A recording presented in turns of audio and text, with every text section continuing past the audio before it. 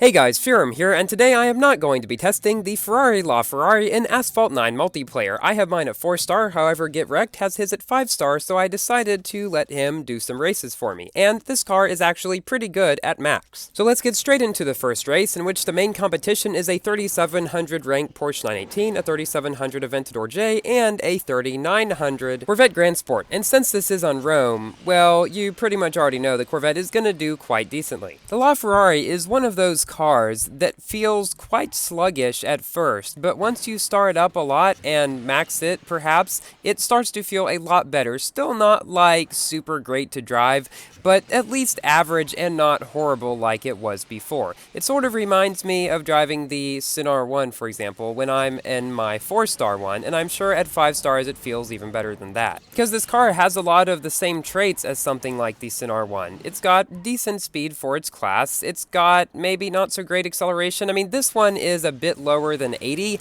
which is not optimal. However, it still isn't horrible. Then the handling is 42, which is not great either, but the nitro efficiency is above 70, which is very good. And I would say that that is this car's biggest advantage, its nitro efficiency. Because even though its acceleration may have a problem, as you could see there, its nitro efficiency allows it to get up the ramps and all that stuff without too much of a problem, and therefore be able to keep speed. I found that in almost any car, you want to have at least good acceleration or good nitro efficiency. An example of a car with good acceleration but not good efficiency would be like the Trion Nemesis, which still actually feels sort of fun to drive. If you have a car with not good acceleration and not good nitro efficiency, it usually does not feel good at all to drive, even if it has decently high top speed. This race is against a slew of other good cars, a 3400 SV, a 3600 F12 TDF, a 3900 VLF, and a 4000 rank Huracan. There are so many of those 4000 rank Huracans going around recently, since it is such an easy, fun, and useful car, and there have been so many packs and ways to get blueprints for it. So that is why you see so many of those in multiplayer, and GetR3kt just knocked one down. So if you have watched my best and worst cars in each class list video, you'll know that I put this car around the middle of a class. It can go 235 miles per hour at max,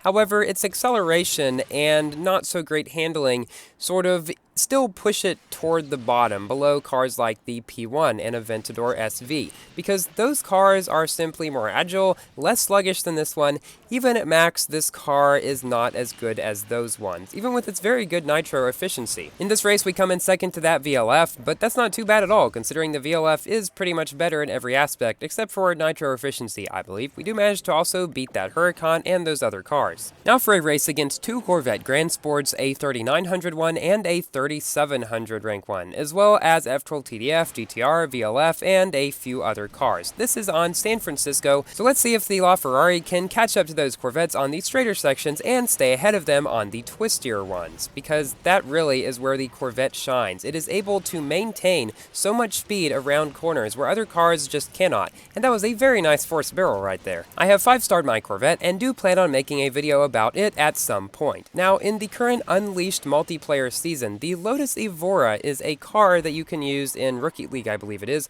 whatever the second league is called. I might make a video about that soon, or I might not, considering whether I get good races or not. But in any case, that is one car that I have not tested yet that is one of the original cars in the game. And I believe it might be the only one of those left for me to test. So I definitely do want to make a video about it. GetR3kt has managed to get ahead of those Corvettes by a pretty large margin in those straighter sections, and that's really where this car shines because of its very good nitro efficiency and decently high top speed for its class. GetR3kt takes the victory in this race by a long shot, but let's see how he does in the next race, which is on the same track against a 3900 Corvette driven by RPM Nobrew. Since I finally managed to 2-star my Aperta, I can finally make it purple and therefore finally make a video about it. So definitely keep an eye out for that next week. I also plan to make one about my Max 918, which I just did recently through the Unleashed event, which was very nice. And actually, there's a bit of a funny story that goes along with this. So I had figured out that after I would play the wow, that was a big weird airtime. After I played the Unleashed event, I would need just 4 more blueprints in order to max my 918. So I went ahead and bought one of those 750 token packs, expecting to get 6 or so, which would be enough. I got 21. The one time I did not need a jackpot by any means. I got 2 of the 3 times and 1 15 times, making this my, 9th jackpot or something like that. I just wish this would happen to me with cars that I actually really need to star up, and there's not other ways for me to get blueprints sitting there right there in my events. But in any case, that made it so I only had to play that event once in order to max my car, so I guess that was sort of a good thing. Still though, it's a little annoying that this stuff doesn't happen when I really need it to. So we're catching up to this Corvette Grand Sport pretty close to the end of the race here, but he does manage to stay ahead throughout this final section and come in first, with LaFerrari coming in close second. Next we have a couple races on the Caribbean. In this first one, we're facing 3 Corvette Grand Sports, a Porsche 918, a Sin R1, and a Viper GTS. As you probably know, I have finished a song and I'm working on a music video for my 24,000 subscriber special. The funny thing about it is, I wrote the lyrics for it before the Caribbean even came out, and there is something in the song that's like a gigantic part of the song that very much seems like it could pertain to the Caribbean, even though the track wasn't out yet, so that is sort of weird. When you hear the song, you will understand exactly what I'm talking about. Be sure to subscribe if you would like to hear it sooner. It is still EDM, but it is a genre inside of EDM that I have not done yet, so yeah, I'm sure you guys will really enjoy it. Except for those few annoying people who always think my music videos are cringe for some reason, still have not quite figured out why. So it seems that the LaFerrari is sort of an okay car for the Caribbean, not the greatest because its handling isn't good, but its good nitro efficiency allows it to wall ride around some curves, for example, that other cars cannot do, and it also allows it to get over places like this and perhaps through the jungle when other cars would run out of nitro and go over those sections that cause them to lose a lot of speed. I can tell you, after seeing these races in this 5-star LaFerrari and seeing my own 4-star one in action, the nitro efficiency is really what makes this car even usable, because if it didn't have good nitro efficiency, I do not really see how it would be at all competitive against the sorts of cars that it is competing against pretty well now. Like in this race, even though we lost to a Grand Sport, we did beat 2 other ones, as well as the 918 and the Sin R1 and that Viper GTS. I would consider the Viper to be a slightly worse car than the LaFerrari in general, however, it is slightly easier and more fun to drive. In this race, we're facing a 4,100 rank Huracan, as well as a nearly 4,000 rank BC, which I have made a video about recently. Go check that out if you haven't seen it yet. And 2 more Corvettes. Oh yeah, and did I forget to mention also a VLF, a P1, and a Sin R1. Basically, there's a lot of good cars in this race. One reason that I wanted to make this video now is so you guys could remember the performance of the normal LaFerrari before seeing the performance of the Aperta.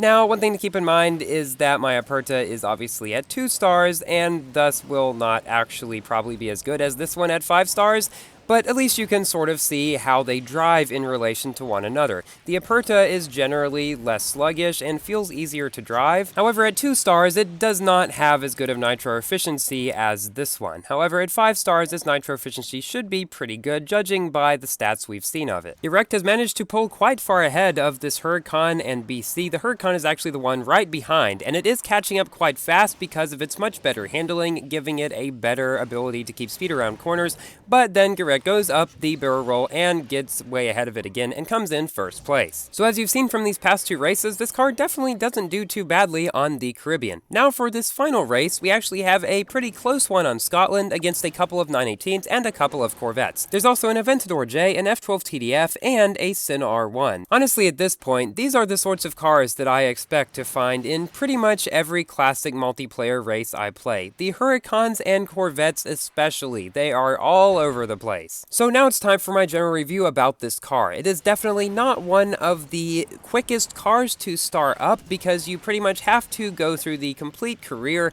At that point you will unlock it and maybe 2-star it, and then you have a chance to get it sometimes in the A-class events. Now if you don't buy packs for it, that is really going to take quite a while. And when they do have packs, it is usually better to spend tokens on better cars, which they usually have at the time. So if you have time to spend on those A-class events every week, definitely play those in order to have at least a chance of getting blueprints for this car to start up, but I wouldn't really recommend spending tokens on it. It is a decent car overall, mid-A class, good nitro efficiency, but everything else about it is just sort of average. Thank you to GetR3kt for these races, and thank you all for watching. Please like the video if you've enjoyed and consider subscribing for more Asphalt and Forza content, and I'll see you in my next video. Goodbye!